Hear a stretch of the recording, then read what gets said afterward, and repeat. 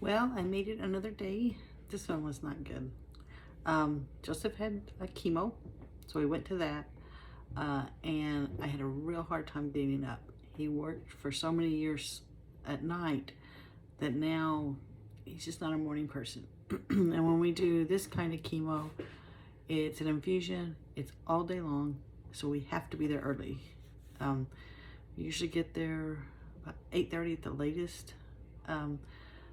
And I was still trying to get him out of bed and get him to change his clothes, which took forever.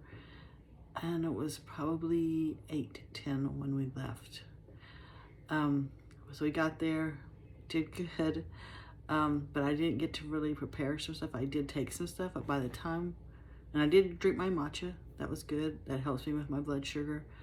But by the time we had labs, waiting on the doctor, him seeing us, determining everything's ready to go because we have to have the labs to make sure his white blood count is up enough so he can take the chemo.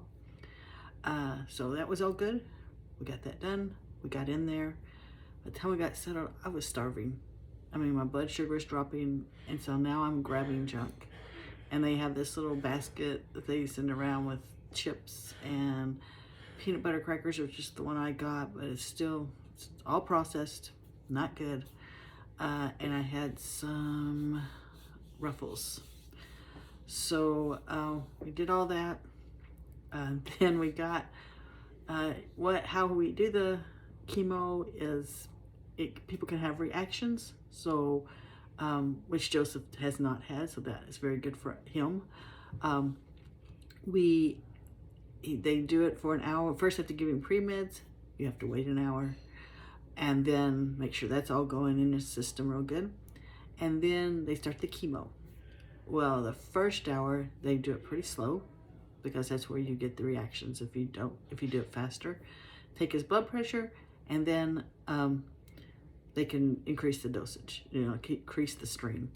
Well, I guess it started beeping or something. I don't know what made them look, but he had been waking up kind of. He'd fallen asleep because they gave him a Benadryl. They drip it in real slow, so he'd fallen asleep, and but he kept waking up and asking me questions, kind of like he was dreaming.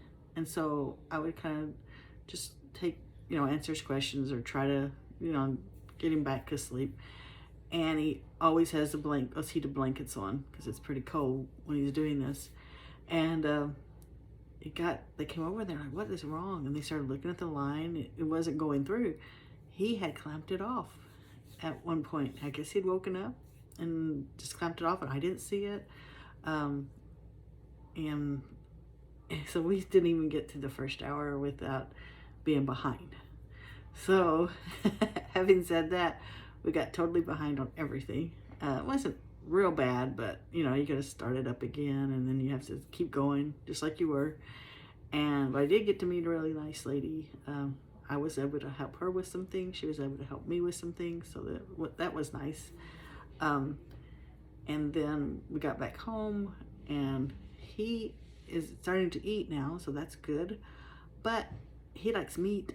He likes all the things that I shouldn't have, processed things. But I decided we'd do some spaghetti. So I am doing spaghetti today, and I'll try to have a better day tomorrow.